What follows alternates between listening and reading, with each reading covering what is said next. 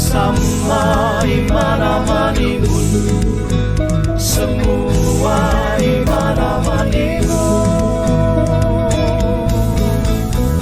Iman, sembah bersyukur, doa, puji dan seni, dengar, lakukan firman, taat beribadah, bagikan kasih. Iman amanimun, bersama iman amanimun, semua iman amanimun.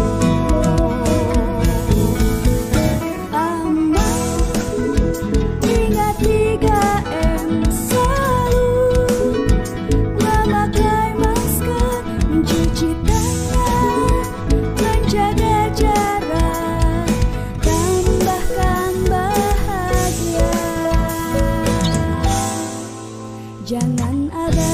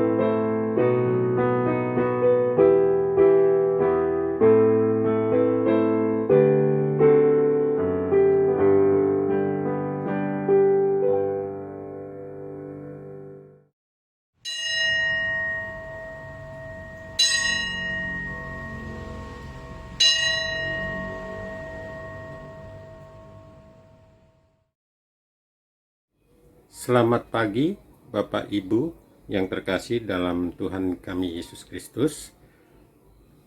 Shalom.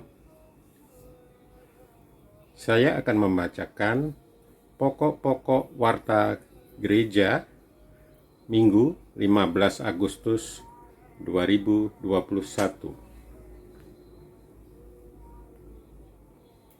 Ucapan selamat datang.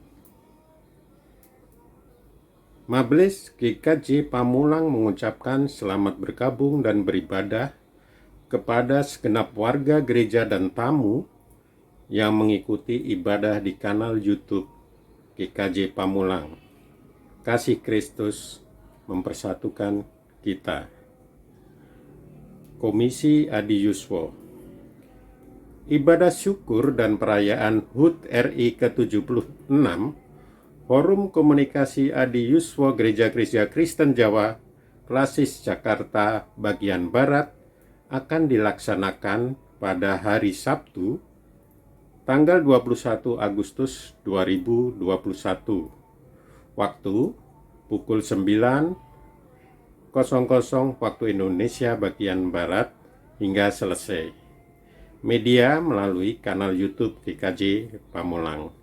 Mohon perhatian dan partisipasi segenap warga Adi Yuswo GKJ Pamulang. Persekutuan Doa Wilayah Reni Jaya. Persekutuan Doa Wilayah Reni Jaya dan sekitarnya akan dilaksanakan pada hari Kamis, tanggal 19 Agustus 2021. Waktu pada pukul 19.00 WIB hingga selesai. Media melalui Zoom meeting. Mohon kehadiran segenap warga gereja wilayah Reni Jaya dan sekitarnya. Warta gereja ini sebagai undangan. Warga gereja ulang tahun. Majelis dan segenap warga gereja GKJ Pamulang mengucapkan selamat ulang tahun kepada saudara-saudara yang berulang tahun. Tuhan Yesus yang Maha Kasih kiranya memberi panjang umur dan damai sejahtera senantiasa. Nama-nama warga gereja yang berulang tahun dapat dilihat pada warta gereja minggu ini. Untuk mengetahui berita-berita secara lengkap yang ada di GKJ Pamulang, kami persilahkan untuk membaca warta gereja yang telah tersedia. Pengkhotbah. Firman Tuhan pada kebaktian minggu ini akan dilayankan oleh Pendeta Yosua BB Harahap, MTH. Tuhan Yesus memberkati. Untuk memulai kebaktian minggu ini, kami mengundang jemaat menyanyikan Kidung Jemaat 9, Puji Hai Jiwaku.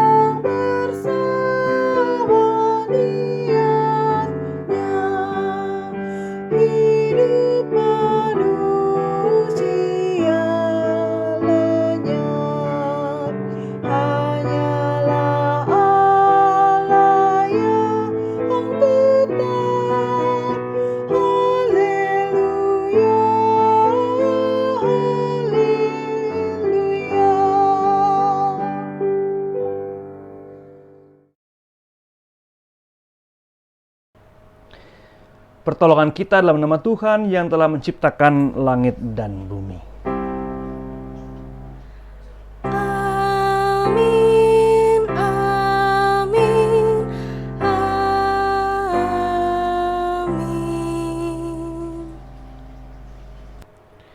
Kasih karunia dan damai sejahtera dari Allah Bapa kita dalam Kristus Yesus dengan perantaraan Roh Kudus menyertai saudara sekalian. Bapak, Ibu, dan saudara-saudaraku yang kukasihi, kini kita akan membaca narasi kasih kita pada pagi hari ini dari Kolose 3 ayat 12-15. Akan saya bacakan. Kolose 3 ayat 12-15. Karena itu sebagai orang-orang pilihan Allah yang dikuduskan dan dikasihinya, kenakanlah belas kasihan, kemurahan, kerendahan hati, kelemah lembutan, dan kesabaran. Sabarlah kamu seorang terhadap yang lain, dan ampunilah seorang akan yang lain, apabila yang seorang menaruh dendam terhadap yang lain. Sama seperti Tuhan telah mengampuni kamu, kamu perbuat jugalah demikian. Dan di atas semuanya itu, kenakanlah kasih sebagai pengikat yang mempersatukan dan menyempurnakan. Hendaklah damai sejahtera Kristus memerintah dalam hatimu, karena untuk itulah kamu telah dipanggil jadi satu tubuh, bersyukurlah. Sebagai tubuh Kristus yang padu dan yang satu, kita senantiasa berusaha untuk menjadikan hidup kita sebagai contoh bagi yang lain, agar kiranya bagian tubuh yang lebih besar tidak menanggung apa yang kita lakukan mungkin keliru. Nah, untuk itulah pada pagi hari ini kita bersama-sama hendak merefleksikan sejauh mana kita sebagai tubuh Kristus telah melakukan tindakan-tindakan yang mendukung tubuh yang lebih besar itu. Tindakan yang penuh dengan cinta kasih, tindakan yang penuh dengan pengampunan, tindakan yang dipenuhi dengan rasa kebersamaan dan juga keeratan di antara satu yang lainnya. Mari kita bersama-sama merefleksikan ini sembari kita memujikan dari NKB 9, Engkau Sabar Menanti.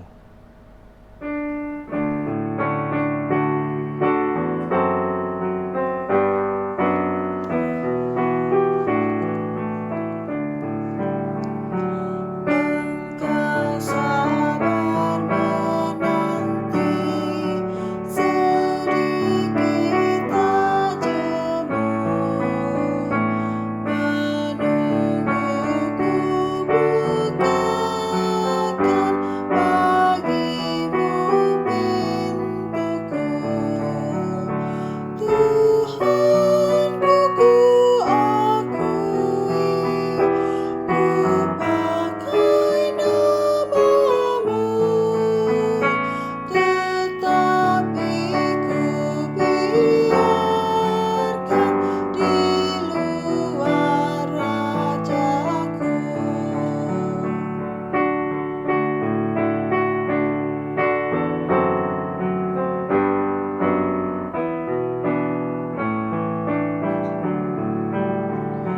Engkau ketuk pintuku, kulihatlah jelas bekas luka di tangan dan muka yang welas, sebab dosaku jua terkancing di pintuku, dan kau sabar menunggu, ku buka hatiku.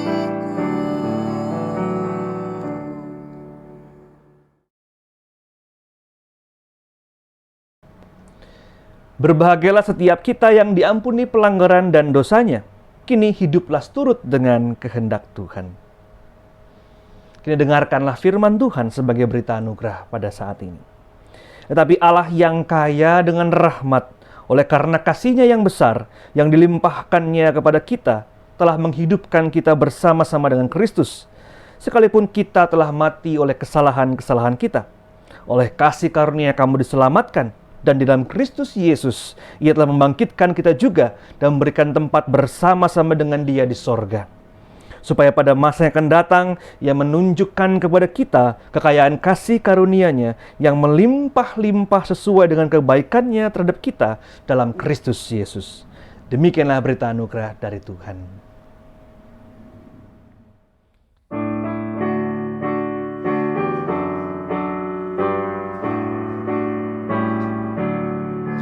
Bila nanti Yesus datang menata intannya, tiap orang yang percaya kepunyaannya, tiap orang percaya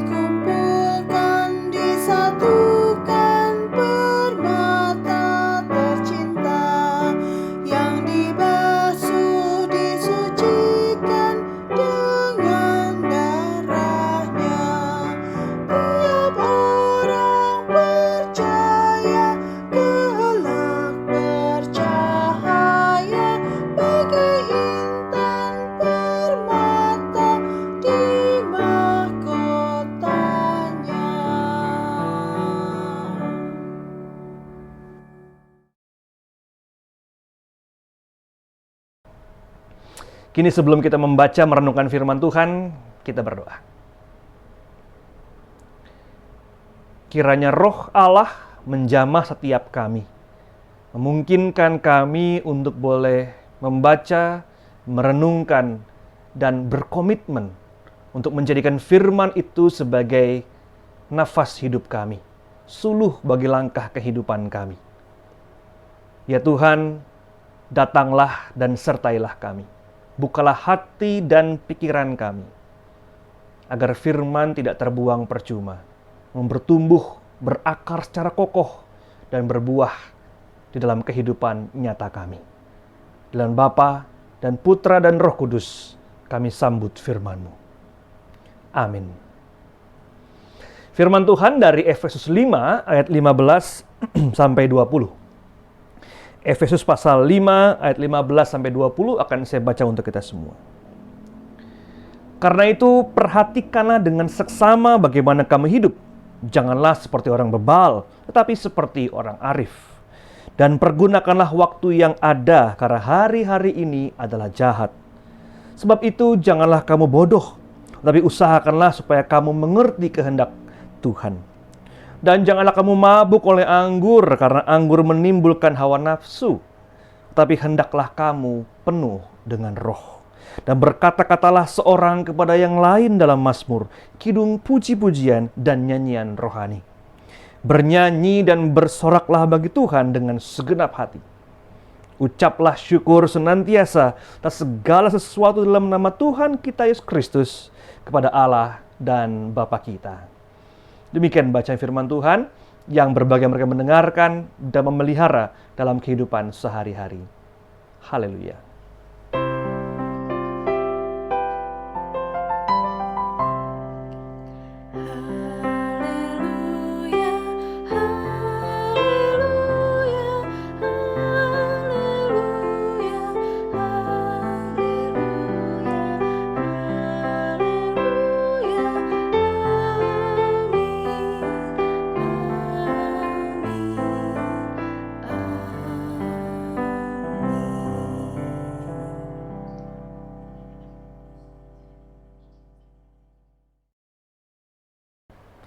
Bapak, Ibu, dan saudara-saudaraku yang kukasihi, renungan pada hari ini akan kita mulai dengan sebuah kisah dari seorang warga negara Prancis bernama Teilhard de Chardin. Dia seorang imam Yesuit dan juga seorang paleontologi. Jadi menarik ya, perkawinan antara seorang imam dan seorang ilmuwan. Nah, pada Perang Dunia Kedua, dia bersama-sama dengan tentara Prancis, dia pergi ke Asia, kemudian dia sampai pada sebuah gurun di Cina bernama Gurun Ordos. Dan ketika itu, dia sungguh rindu untuk berperjamuan. Dia rindu untuk memecah roti, makan, dan minum anggur sebagai sebuah pemeliharaan iman, sebagai sebuah sakramen. Karena dia seorang imam Yesuit. Tapi nggak ada. Altar yang terkonsekrasi juga nggak ada, gitu. Jadi kalau umat Katolik itu harus dikonsekrasi altarnya supaya tanda kutip layaklah untuk mengadakan sebuah perjamuan atau sakramen. Itu nggak ada. Akhirnya duduk, dia mencerna situasinya, dia berefleksi, kemudian sampai pada sebuah tulisan yang kemudian menjadi sangat terkenal, yaitu Mass on the World, atau mungkin kalau saya buat terjemahkan bebas, perjamuan di dunia atau perjamuan dunia. Tulisannya begini. Satu kutipan di salah satu bagian dari tulisannya. Sekali lagi ya Allah, ketika kini aku berada di pelataran Asia, di Cina, di Gurun Ordos, aku nggak punya roti, aku nggak punya anggur, dan juga nggak ada altar yang sudah disucikan.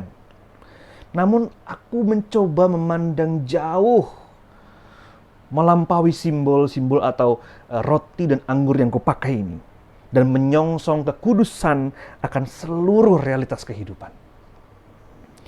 Aku akan menggunakan seluruh alam semesta ini sebagai altarmu. Dan di atasnya segala pekerjaan namamu akan terjadi. Bagi saya pribadi, kata-kata ini sungguh indah karena dia mencoba menyatukan atau sebuah cara untuk membuat sakramen itu sebagai sebuah pekerjaan alam semesta. Seluruh alam semesta ini adalah altarmu di mana engkau hadir, engkau bersama-sama dengan kami makan dan minum. Sehingga bukan saja di gereja, bukan saja di tempat tertentu, tapi seluruh alam semesta ini adalah sebuah pekerjaan sakramental di mana engkau hadir di dalamnya. Nah, kata sakramen sendiri itu berasal dari kata Yunani sebetulnya, yaitu misterion, yaitu misteri, kemudian diterjemahkan dalam bahasa Latin menjadi sakramental atau sakramen, atau dari kata sakro, sakral gitu ya. Nah, jadi misteri Allah yang bekerja di dunia ini terjadi di seluruh alam semesta kita. Nggak pandang tempat, nggak pandang situasi, nggak pandang posisi, dan juga nggak pandang statusnya. Seluruh alam semesta adalah pekerjaan sakramental Allah, pekerjaan yang kudus, yang suci di mata Allah. Kalau kita boleh memperpanjang kalimat dari Teilhard de Chardin ini, berarti setiap orang disentuh oleh Allah, digunakan oleh Allah, dan setiap manusia yang menjejak di bumi ini, di altar Allah ini, sedang mengerjakan pekerjaan yang kudus dan suci. Sedang bersama-sama dengan sang misteri Allah itu, menyelami sebuah kehidupan yang kadang kita nggak tahu di mana ujungnya. Misteri itu kan berarti tidak bisa dipegang sebagai sebuah materi gitu ya. Jadi sebuah misteri yang kita nggak tahu di mana ujungnya, di mana pangkalnya, tapi yang kita tahu bahwa kita bersama-sama dengan Allah merayakan itu semua, merayakan kehidupan. Mengapa saya kutip ini sebagai permulaan dari renungan kita pada hari ini? Karena kalimat Paulus dalam Jemaat Efesus menjadi sangat menarik, karena dia katakan hari-hari ini adalah hari-hari yang jahat. Nanti kita akan sama-sama baca ya. Nah, kitab Efesus adalah sebuah surat yang ditulis oleh Paulus kepada jemaat di Efesus. Jemaat Efesus adalah sebuah jemaat yang kota besar pada zaman dahulu. Kemudian ada satu kuil yang sangat besar, yaitu kuil Artemis, atau kuil-kuil para dewa-dewa Yunani. Jadi ketika surat ini ditulis, sekarang cuma rentuhannya seperti ini gitu ya. Jadi ketika surat ini ditulis, para umat Kristen pada saat itu sedang berada dalam sebuah situasi di mana mereka minoritas, mereka tergoda oleh begitu banyak aliran-aliran atau mungkin cabang-cabang atau mungkin pemikiran-pemikiran spiritual yang mungkin mengatakan kepada mereka ini yang paling baik. Mereka sedang dalam kondisi seperti itu. Nah, di tengah-tengah kondisi seperti itu, Paulus menuliskan sebuah surat yang menurut saya sangat menarik isinya. Dikatakan demikian. Ayat 15 dan 16, saya bacakan kembali. Karena itu, perhatikanlah dengan seksama bagaimana kamu hidup. Janganlah seperti orang bebal, tetapi seperti orang arif. Dan pergunakanlah waktu yang ada, karena hari-hari ini adalah jahat. Kalimat ini agak susah, menurut saya, gitu ya. Sehingga saya mencoba untuk mengubah susunan kalimat ini supaya lebih mudah dimengerti, minimal untuk saya lebih mudah mengerti. Jadi seperti ini kalimatnya. Hari-hari ini dipenuhi dengan kelicikan, kecurangan, dan kejahatan. Karena itu, perhatikanlah hidupmu. Jangan tutup hatimu, jangan tutup telingamu. Jadilah orang yang arif, yang bijak, yang hikmat, yang berhikmat. Jadi pakai kata Sofia dia, yang berhikmat. Jadilah seperti orang seperti itu. Jadi karena hari-hari ini jahat, hari ini jahat nih. Untuk itu kamu harus terus-menerus melihat kembali hidupmu. Seperti apa engkau hidup. Harus merefleksikan kembali perjalanan hari demi hari di mana kita berjuang melawan godaan-godaan, melawan berbagai macam persimpangan-persimpangan kehidupan yang memungkinkan kita untuk mengambil jalan yang salah. Di sini kita melihat bagaimana Paulus mempertentangkan, mengkonfrontasi antara kejahatan, kelicikan, kecurangan itu dengan hidup bijak. Atau hidup yang mendengar namun juga mengolah dengan hati. Lalu kemudian di ayat berikutnya dikatakan, berusahalah engkau mendengarkan kehendak Tuhan dan bekerja sekehendak dengan Tuhan. Dari kalimat Paulus ini, saya mencoba mencerna bahwa memang di hari-hari kita hidup, kita selalu memiliki satu perjuangan untuk memilih kita akan berakhir di titik mana. Dan saya belajar banyak dari perkembangan seorang anak, dari seorang bayi menjadi seorang dewasa. Nah, ketika seorang bayi lahir, bayi itu betul-betul memiliki satu kepercayaan yang penuh kepada sang ibu atau sang ayah atau sang wali. kepercayaan yang penuh, dia betul-betul tergantung bahkan kepada sang ibu, sang ayah atau sang wali, untuk makannya, untuk mandinya, untuk kebersihannya, untuk keselamatannya betul-betul bergantung gitu ya. Nggak ada yang, dia betul-betul makhluk yang ringkih. Tapi titik awal ini tidak selalu sejalan dengan titik akhir di mana dia akan mengakhiri hidupnya. Kita semua bermula dari bayi gitu ya. Kita semua bermula dari seorang anak, seorang sosok manusia yang betul-betul percaya dengan seorang ibu, percaya dengan seorang ayah, dengan wali kita, dengan orang-orang sekitar kita. Tapi kemudian kita bisa mengalami erosi, kalau saya boleh katakan demikian, pengikisan. Kemudian kita berakhir menjadi orang yang sangat curiga, sangat takutan, sangat parnoan. Parnoan itu bahasanya ya parno gitu ya. Dan kemudian kita jauh sekali dari titik awal kita. Seorang yang sangat percaya, seorang yang tidak menaruh curiga, berubah menjadi orang yang sangat curiga, sangat penuh dengan ketakutan, bahkan mungkin kemarahan, dendam, dan juga sakit hati. Jadi prosesnya dari sini sampai sini tuh, hari-hari itu betul-betul menempa kita dan mengajak kita untuk memilih mana jalan yang engkau pilih. Apakah engkau tetap menjadi orang yang tulus dan apa adanya, atau engkau menjadi orang-orang yang penuh dengan luka-luka dunia yang kemudian membuat engkau seperti engkau saat ini. Nah, memang kemudian proses yang panjang ini tidak bisa diartikan bahwa seperti sebuah mesin gitu ya. Jadi saya nggak bisa mengatakan bahwa ini salah orang tuanya, enggak, saya juga mengatakan demikian, karena selalu ada aspek peer group atau teman mainnya, ada aspek lingkungannya, ada aspek pertumbuhan dia pribadi sebagai seseorang yang utuh. Namun yang mau saya coba tekankan bahwa ternyata dari apa yang diinginkan di awal, apa yang menjadi satu mimpi awal itu nggak selalu berujung pada hal yang sama. Nggak selalu berujung pada hal yang sama. Bahwa hidup manusia itu selalu menjadi hidup yang ringkih dan penuh dengan kemungkinan terjadinya distorsi atau erosi. Kemudian kita perlu, tadi ya kata Paulus, lihat kembali bagaimana kita hidup. Melihat kembali hari-hari yang sudah lewat ke belakang kemarin. Apakah hidup saya membuat saya menjadi orang yang sarkas, menjadi orang yang pedas, menjadi orang yang pesimis, menjadi orang yang takutan dan sebagainya. Kita melihat kembali ke belakang. Kita merefleksikan kembali hidup kita dan kemudian kita, iya ya, apa yang sudah ku alami sehingga saya bisa sampai pada titik ini. Titiknya di sini gitu ya. Tentu tidak singular, artinya bahwa setiap kita punya nuansa masing-masing, setiap kita punya kisah masing-masing. Dan kisah itulah yang membentuk kita pada saat ini.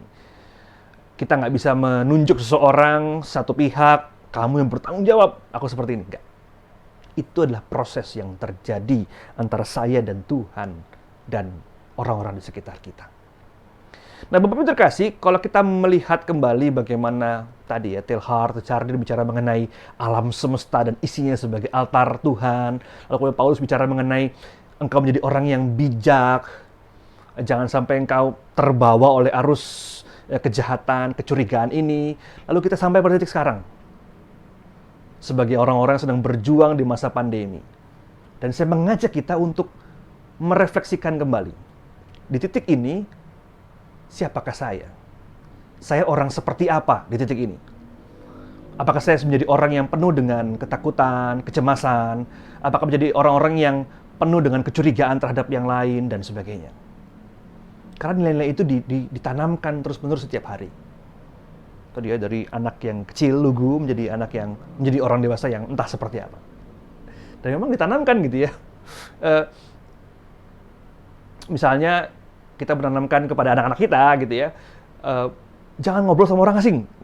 Karena kita tahu banyak orang jahat di tengah-tengah Indonesia. Kita menanamkan bahwa, oh, berarti saya nggak boleh percaya sama semua orang ya gitu. Jadi kita semacam menanamkan sebuah nilai kepada anak-anak kita, curiga dong, jangan gampang percaya. Atau ini dulu ketika kita masih pakai telepon rumah, kemudian ketika ada orang telepon, lalu nanya, ada Bapak Yosua nggak? Lalu Bapak Yosua dari jauh mengatakan, bilang nggak ada gitu. Lalu anak kita dengan lugu mengatakan, kata Papa nggak ada gitu. Kita menanamkan bagaimana cara berbohong yang baik gitu kepada anak-anak kita. Itu ditanamkan, itu secara nggak sengaja, mungkin kita nggak sadar, lalu kita menanamkan itu. Ya, saya mengatakan kita bukan berarti semua seperti itu ya, tapi pertemuan dengan orang dewasa, pertemuan dengan dunia, pertemuan dengan berbagai macam pergumulan membuat anak-anak kita atau seorang bayi tadi, entah itu bernama Yosua, siapapun itu, jadi seperti ini, jadi seperti sekarang ini. Ada perjalanan cukup jauh. Dan sekali lagi kita perlu bertanya, pada saat ini, titik ini di masa pandemi, kita menjadi orang seperti apa? Kita membagikan apa kepada dunia ini?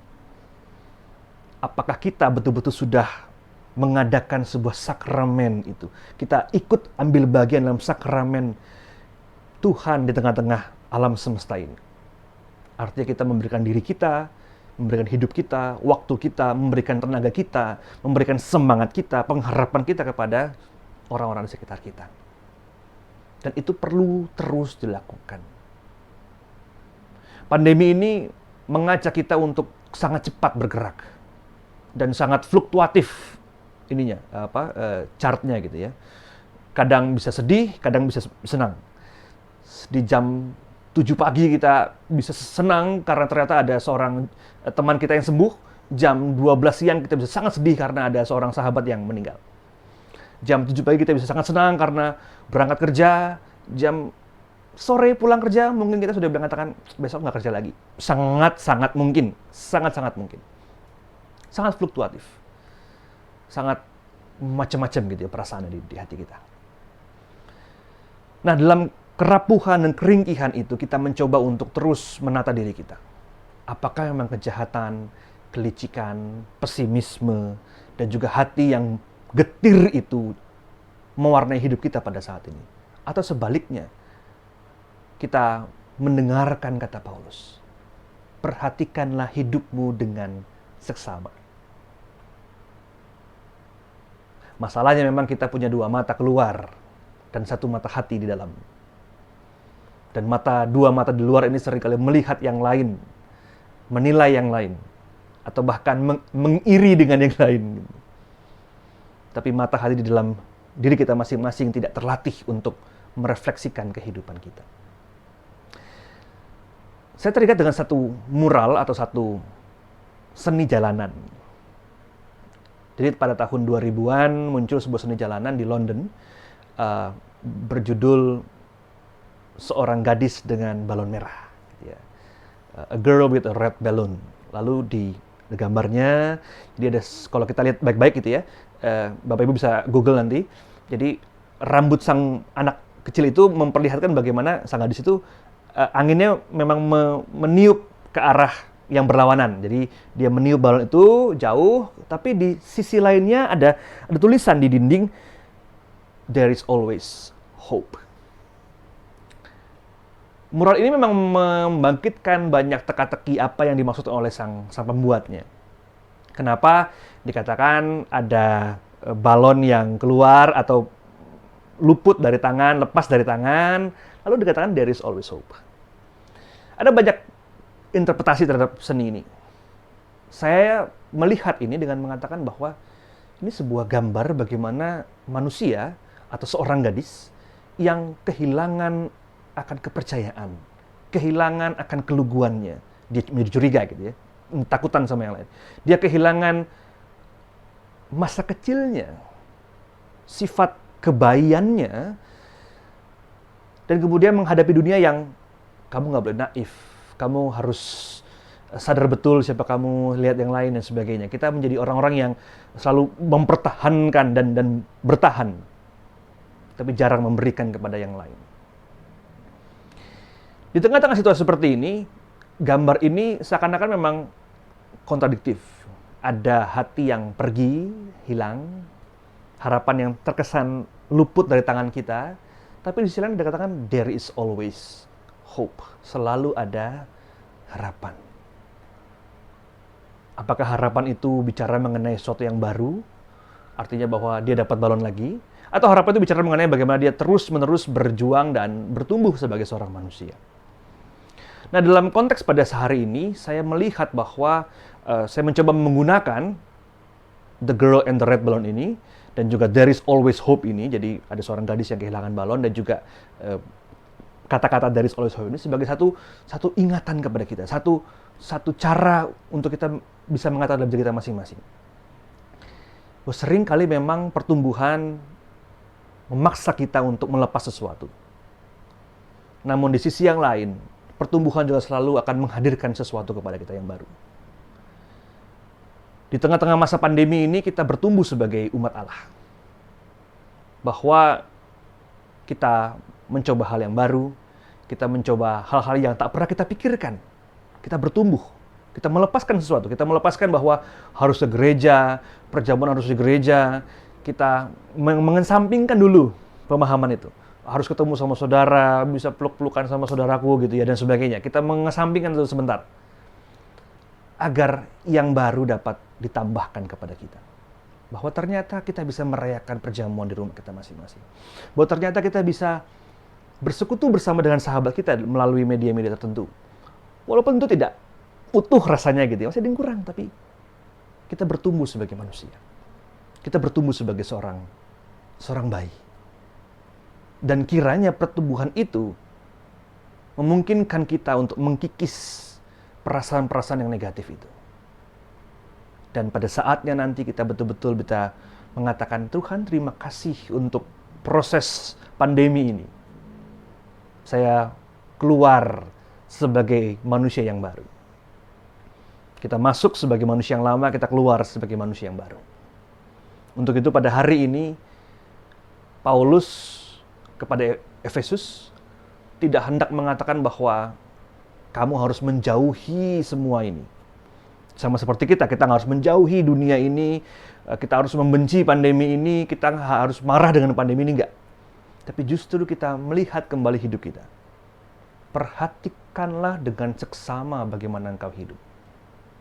Karena memang hidup soal hari ini.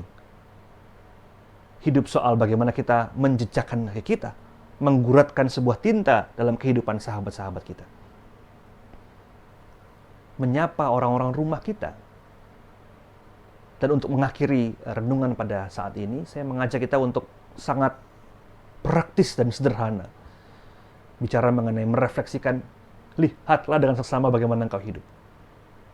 Mari kita praktekkan di rumah kita masing-masing. Mari kita praktekkan dengan orang-orang yang kita cintai. Gitu. Apakah memang selama ini kita sudah betul-betul melihat mereka sebagai kawan dalam sebuah perjalanan sakramental ini? Mari kita lihat sama-sama. Sudahkah kita pada hari ini mengatakan, terima kasih ada sahabat yang menolong aku, yang hidup bersama dengan aku? Apakah sudah mengatakan bahwa terima kasih engkau sudah menyapa aku melalui WA, melalui Zoom, dan sebagainya? Apakah pada saat ini kita sudah merefleksikan cara hidup kita dengan kita berpikir, kata-kata saya apa yang keluar? Tindakan saya apa yang saya lakukan? Dan apakah itu memang menumbuhkan kehidupan yang lain? Ingat, seluruh alam semesta ini adalah sebuah pekerjaan sakramental Allah. Bersifat kudus, dia bersifat khusus, dia bersifat mulia. Namun di saat yang sama, kita selalu diajak berjalan menuju garis akhir dengan pertanyaan, Tuhan, kemana engkau sedang menuntun aku? Aku percaya kepadamu. Aku meyakini tuntunanmu. Agar sang bayi yang mulai tadi, yang masih betul-betul polos begitu, kemudian tidak menjadi seorang dewasa yang pesimis, penuh dengan ketakutan, kecurigaan, penuh dengan kemarahan, tapi sebaliknya. Kita melihat kembali hidup kita. Adakah sesuatu yang perlu kita perbaiki agar pekerjaan Allah terjadi melalui hidup kita masing-masing? Selamat hari Minggu, Tuhan memberkati kita semua. Amin.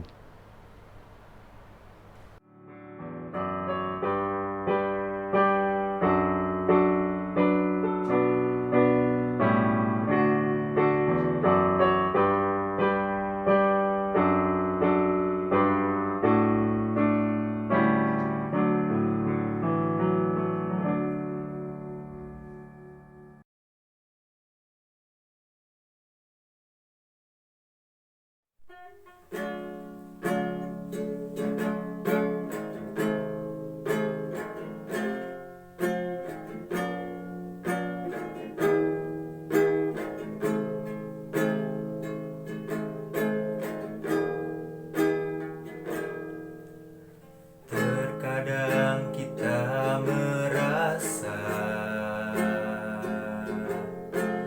tak ada jalan terbuka,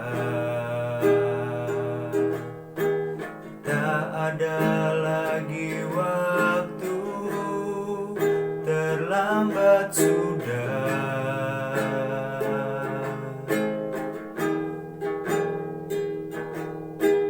Tuhan tak pernah berdusta, Dia selalu pegang janjinya. Bagi orang percaya, mujizat nyata.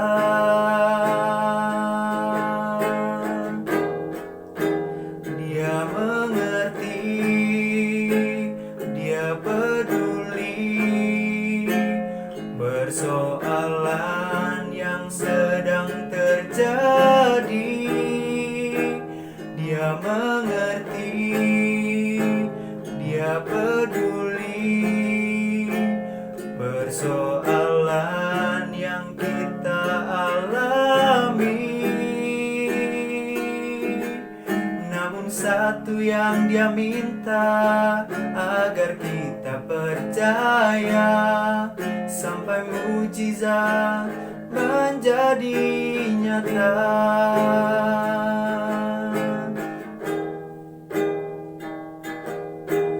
Tuhan tak pernah berdusta, Dia selalu pegang janjinya. Bagi orang percaya, mujizat nyata.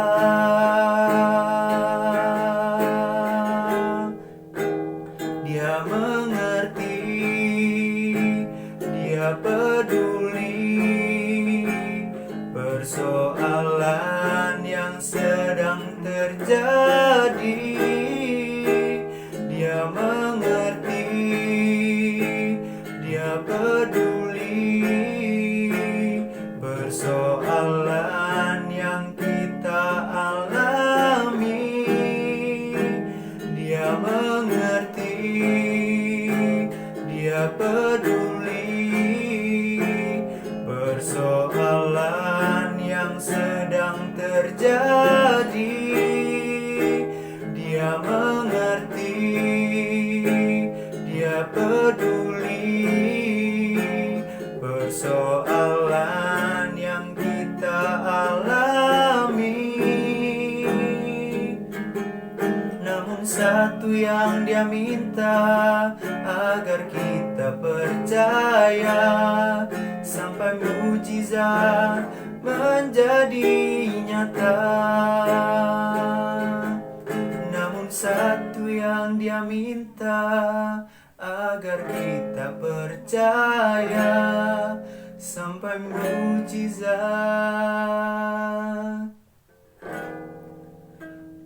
menjadi nyata.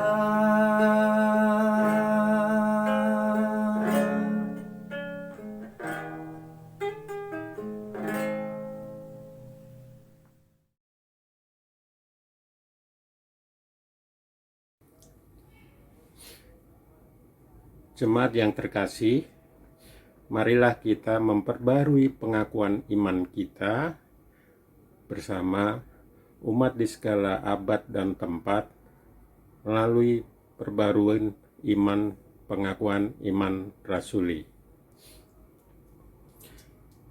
Aku percaya kepada Allah, Bapa yang Maha Kuasa, Khalik langit dan bumi, dan kepada Yesus Kristus, anaknya yang tunggal, Tuhan kita, yang dikandung daripada Roh Kudus, lahir dari anak darah Maria, yang menderita sengsara di bawah pemerintahan Pontius Pilatus, disalibkan, mati, dan dikuburkan turun ke dalam kerajaan maut.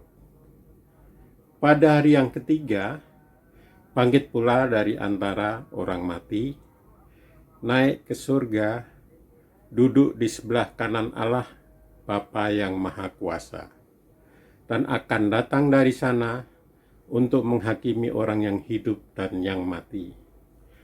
Aku percaya kepada Roh Kudus, gereja yang kudus dan am, persekutuan orang kudus, pengampunan dosa, kebangkitan daging, dan hidup yang kekal.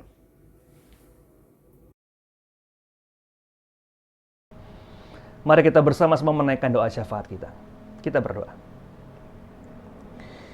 Ya Allah, pada saat ini kami hendak menaikkan doa syafaat kami. Kami pertama-tama teringat kepada para orang tua kami, Ibu Suwarni Sabari, Bapak Po Suparjo, Bapak Wagimin Hadiwiono, Ibu Marsia Suparni, Ibu Salmi, Ibu Sri Astuti, Ibu Kusnadi, Ibu Loki Kaluhuran, Pak Bistok Storus, Ibu Wahyudi Sumitro, Bapak Edi Pikauli, Pak Mandor Saup, dan setiap adiuswa dan orang tua yang kami cintai ya Tuhan. Berkatilah mereka satu persatu, agar kiranya sukacita tidak pernah kering dalam hati mereka, dan senyuman selalu tergambar di wajah mereka masing-masing. Kami juga berdoa ya Tuhan untuk sahabat-sahabat kami yang sedang bergumul dengan kondisi kesehatan mereka. Ibu Cenayana Tarigan, Saudari Anita, Bapak Endro Yuwono, Bapak Hananto Suryo, Ibu Rusdi Wiono, Ibu Sumiat Subarto, Bapak Sarastoy Kelas, Ibu Legiat Merjo, Bapak Sumarsono, Ibu Rosna Andini, Bapak Langgeng Nugroho, Ibu Ratna Pujo, Ibu Rini Gatot, Ibu Lastri Sinulingga, Saudara Monika, Saudara Roy, Ibu Eli Markus dan Saudari Hana Markus, Bapak Cornelius Adamunaji, Pak Dewanto, Ibu Ani Karuniati, Ibu Sri Purdiati Mujiono, Bapak Suryadi Sudarmo, Bapak Triyogo dan Ibu Triyogo, Ibu Marla Surbakti, Ibu Sulastri, Bapak Haryanto Setiobudi, Bapak dan Ibu Agus Haryanto, Bapak Aswi Rudito, Murni Sudrajat, Ibu Agus Budiarti, Ibu Suminah Subroto, Ibu Veronika Indah, Ibu Munjiah, dan setiap nama-nama lain yang kami ingat dalam hati kami masing-masing. Ya Allah, jamahlah sahabat-sahabat kami ini, dan kiranya anugerahkanlah kekuatan dan pengharapan, agar setiap langkah hidup mereka senantiasa mereka percaya Tuhan menolong, Tuhan menuntun, Tuhan memegang tangan mereka. Kami juga boleh berdoa untuk setiap tindakan medis dan pengobatan yang dilakukan, kiranya semuanya itu boleh menolong mereka, dan melalui tangan para dokter, para suster, dan juga obat-obatan, serta doa-doa kami ya Tuhan, kiranya pemulihan dan kesembuhan dapat terjadi. Kami tak pernah jemu-jemu berdoa, karena kami percaya Engkau adalah tabib yang sejati, dan Engkau memberikan kepada kami, menganugerahkan kepada kami rancangan yang penuh dengan damai sejahtera. Ajarkan kami untuk memahami apa arti dari kalimat itu. Kami juga boleh berdoa ya Tuhan pada saat ini untuk setiap kami, warga Indonesia, warga jemaat GKJ Pamulang, yang juga sama-sama berjuang di masa pandemi ini. Ya Tuhan, kami berdoa untuk para pemimpin bangsa kami. Berkatilah mereka, berikanlah mereka hikmat, kearifan, sehingga dengan demikian setiap hal yang mereka putuskan semata-mata itu adalah sebuah keputusan yang memberikan manfaat sebesar-besarnya untuk warga negara Indonesia. Jauhkanlah setiap mereka yang memiliki niat-niat buruk untuk memanfaatkan situasi dengan mengambil atau mengkorupsi ya Tuhan. Engkau juga jaga para dokter, tenaga medis kami ya Tuhan, agar mereka pun terus dan senantiasa mendapatkan kekuatan di masa-masa ini. Pasti lelah, capek, dan mungkin hendak berhenti. Namun kiranya Tuhan di hati mereka terus Engkau anugerahkan kekuatan dan juga pengharapan. Kami saja yang di rumah dan terbatas gerakan selalu mencoba untuk keluar. Apalagi mereka ya Tuhan. Kuatkanlah mereka.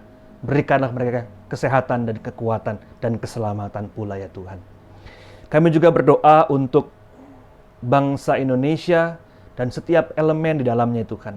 Kami bersama-sama mencoba menjadi bagian yang ikut turut ambil bagian dalam proses pemulihan bangsa ini ya Tuhan. Satu persatu, individu demi individu, kami menjadi bagian pemulihan dan bukan bagian dari sesuatu yang malah merusak atau bahkan menghancurkan persatuan Indonesia. Kami juga berdoa ya Tuhan untuk setiap kami, keluarga demi keluarga, rumah demi rumah, individu demi individu. Ya Tuhan, kira di masa pandemi ini, kediaman kami, rumah kami, tempat kami menaruh kepala kami dan berlindung, kiranya rumah kami masing-masing diberikan kehangatan, sukacita, dan juga rasa rindu untuk terus pulang. Agar kiranya Tuhan, rumah begitu terasa menyenangkan, rumah terasa begitu hangat di antara satu dengan yang lainnya. Engkau berkati hubungan antara suami dan istri, antara orang tua dengan anak, saudara dengan saudara, sahabat dengan sahabat, tetangga dengan tetangga ya Tuhan. Setiap relasi kami kiranya Engkau berkati. Agar melalui relasi itu terbangun satu sikap kehidupan yang menghargai yang lain dan juga merayakan kehidupan dan bukan menghancurkan ataupun saling menghancurkan satu dengan yang lainnya. Inilah doa-doa kami Tuhan pada saat ini, dan kami hendak menutup doa kami dengan doa Bapa kami. Bapa kami yang di sorga, dikuduskanlah namamu, datanglah kerajaanmu, jadilah kehendakmu di bumi seperti di sorga. Berikanlah kami pada hari ini makan kami secukupnya, dan ampunilah kami akan kesalahan kami, seperti kami juga mengampuni orang yang bersalah kepada kami. Dan janganlah membawa kami ke dalam pencobaan, tapi lepaskanlah kami daripada yang jahat.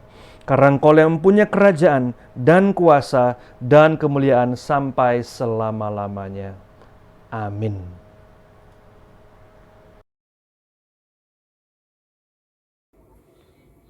Jemaat yang terkasih, marilah kita mempersembahkan syukur kita kepada Tuhan dengan dasar persembahan Mazmur 50 ayat 23.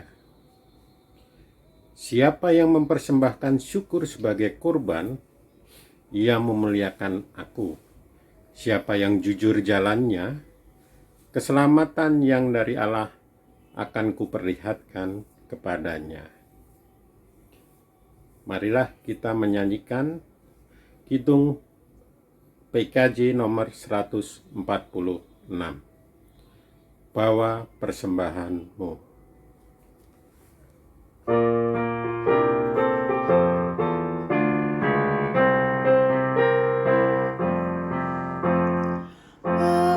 persembahanmu dalam rumah Tuhan, dengan rela hatimu, janganlah jemu.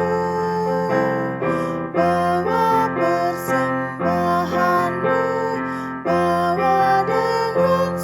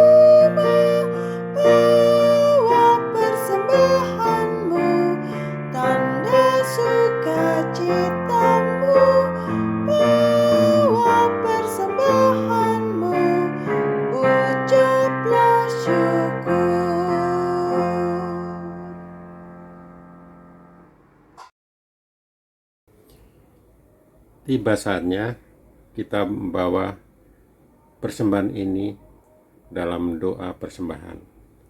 Mari kita berdoa. Bapa kami yang bertahta dalam kerajaan surga yang mulia, Bapa yang kami kasih di dalam Tuhan kami Yesus Kristus, pada pagi yang indah ini, izinkan kami mempersembahkan rasa syukur kami berupa persembahan bulanan, persembahan IKA, maupun persembahan LGP.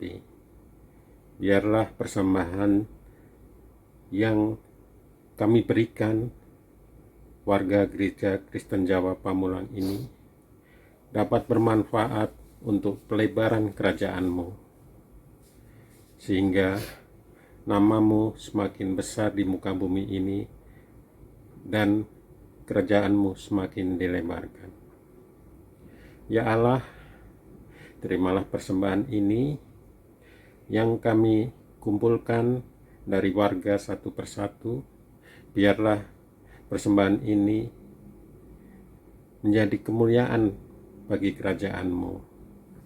Kami juga berdoa buat warga Gereja Kristen Jawa yang saat ini senantiasa tekun bekerja di tengah pandemi COVID ini.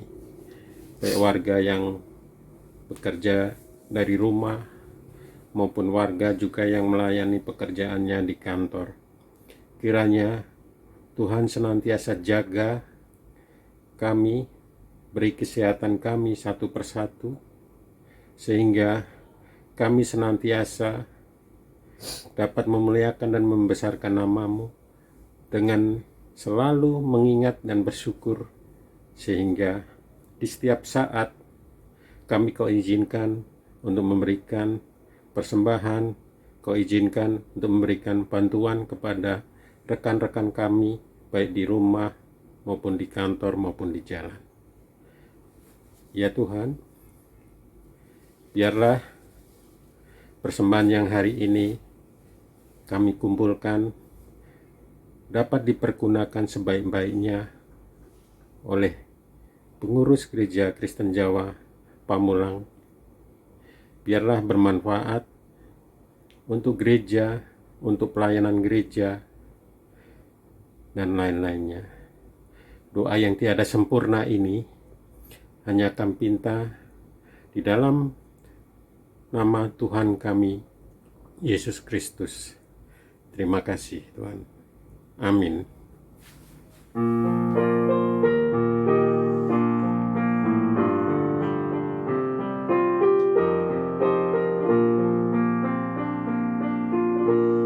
tak dapat mata memandang kasih-Nya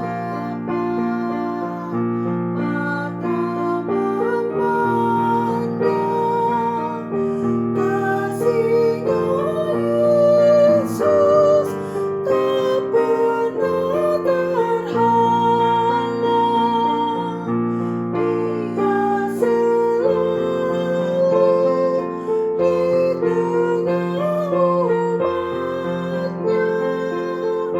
mau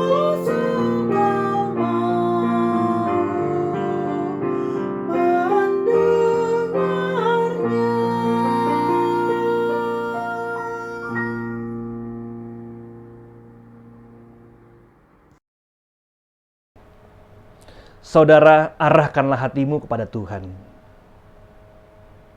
Jadilah saksi Kristus. Terpujilah Allah, kini terimalah berkat-Nya. Tuhan memberkati engkau dan melindungi engkau. Tuhan menyinari engkau dengan wajah-Nya dan memberi engkau kasih karunia. Tuhan menghadapkan wajah-Nya kepadamu dan memberi engkau damai sejahtera. Amin.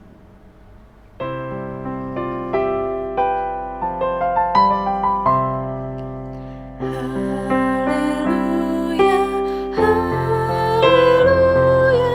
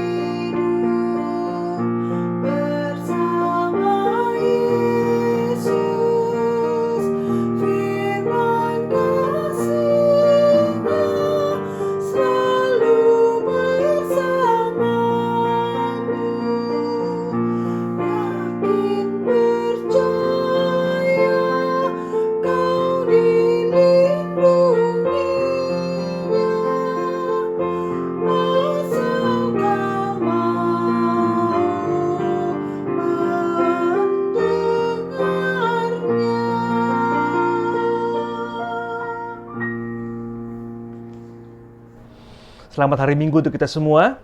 Selamat menyongsong kehidupan yang senantiasa diberkati dan memberkati yang lain. Tuhan beserta kita. Amin.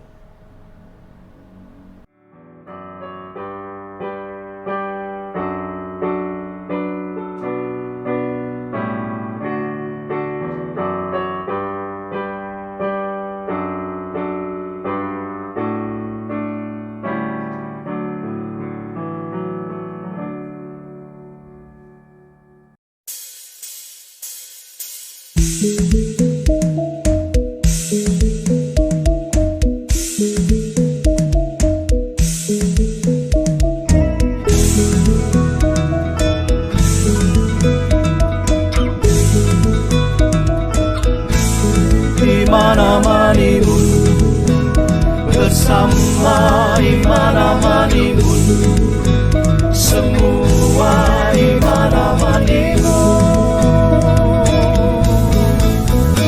Iman, sembah bersyukur, doa, puji dan seni, dengar, lakukan firman, taat beribadah, bagikan kasih.